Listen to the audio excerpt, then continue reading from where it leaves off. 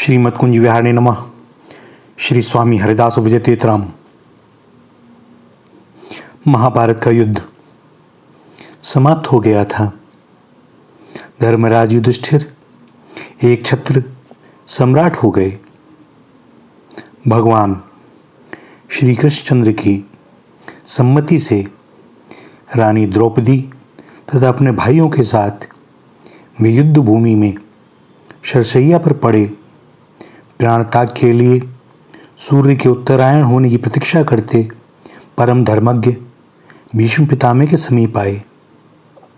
युधिष्ठिर के पूछने पर भीष्म पितामह ने उन्हें वर्ण, आश्रम तथा राजा प्रजा आदि के विभिन्न धर्मों का उपदेश किया। यह धर्मोपदेश चल ही रहा था कि महारानी द्रौपदी को हंसी आ गई। बेटी, तू हंसी क्यों? पितामह ने उपदेश बीच में ही रोककर पूछा। द्रौपदी ने कुछ संकुचित होकर कहा, मुझसे भूल हुई पितामह, मुझे क्षमा करें। किंतु पितामह को उसे संतोष हुआ नहीं। वो बोली, बेटी, कोई भी शीलवती कुलवधू गुरुजनों के सम्मुख अकारण नहीं हंसती। तू गुणवती है, सुशीला है, सो तेरी हंसी अकारण नहीं हो सकती। तू अपना संकोच छोड़कर मुझे अपने हंसने का कारण बता।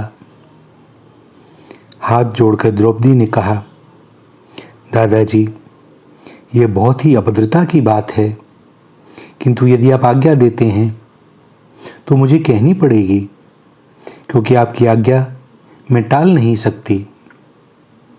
आप धर्मोपदेश कर रहे थे तो मेरे मन में यह बात आई कि आज तो आप धर्म की ऐसी उत्तम व्याख्या कर रहे हैं, किंतु कौरवों की सभा में जब दुशासन मुझे नग्न करने लगा था, तब आपका यह धर्मगान कहाँ चला गया? मुझे लगता है कि यह धर्म का ज्ञान आपने पीछे सीखा है। और मन में यह बात आते ही मुझे हंसी आ गई। कृपया आप मुझे क्षमा करें।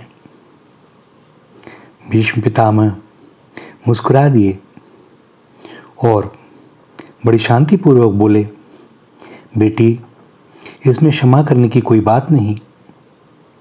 मुझे धर्म ज्ञान तो उस समय भी था, परंतु दुर्योधन का अन्यायपूर्ण अन्न खाने से मेरी बुद्धि मलिन हो गई थी। इसी से उस दूत सभा में धर्म का ठीक निर्णय करने में मैं असमर्थ हो गया और मौन रहा। परंतु अब अर्जुन के बाणों के लगने से मेरे शरीर का सारा रक्त निकल गया है। दूषित अन्न से बने रक्त के शरीर से बाहर निकल जाने के कारण अब मेरी बुद्धि पुनः शुद्ध हो गई है। इसी कारण से मैं धर्म का तत्व ठीक प्रकार समझ पा रहा हूं और उसका विवेचन कर पा रहा हूं। भैया, यह जो कथा है ना, यह हमें बताती है कि हमें अकारण ही कहीं भी अन्न का उपभोग नहीं करना चाहिए, क्योंकि यदि हम भगवान में लगना चाहते हैं और किसी के अन्यायपूर्वक कमाए गए धन से लिए गए अन्न का उपभोग करते हैं, तो उसका प्रभाव हमारे चित्त पर पड़ता है। वैसे भी अच्छी बातों का प्रभाव तो बड़ा धीरे धीरे पड़ता है, लेकिन बुरी बातें हमें तुरंत ग्रस लेती हैं, क्योंकि जन्म जन्मांतरों से हमारा पतोन्मुखी स्वभाव रहा है। स्वर्ण के उपभोग के समय बड़ी विशेष सावधानी रखनी चाहिए।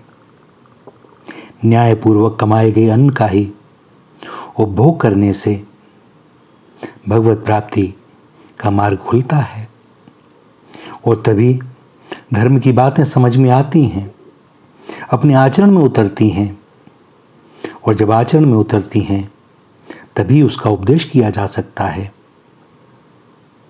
तो सब समय सावधान रहें।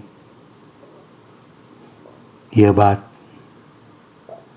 गांठ बांध लें। यह भगवत भक्ति के मार्ग का एक बड़ा उत्तम सूत्र है।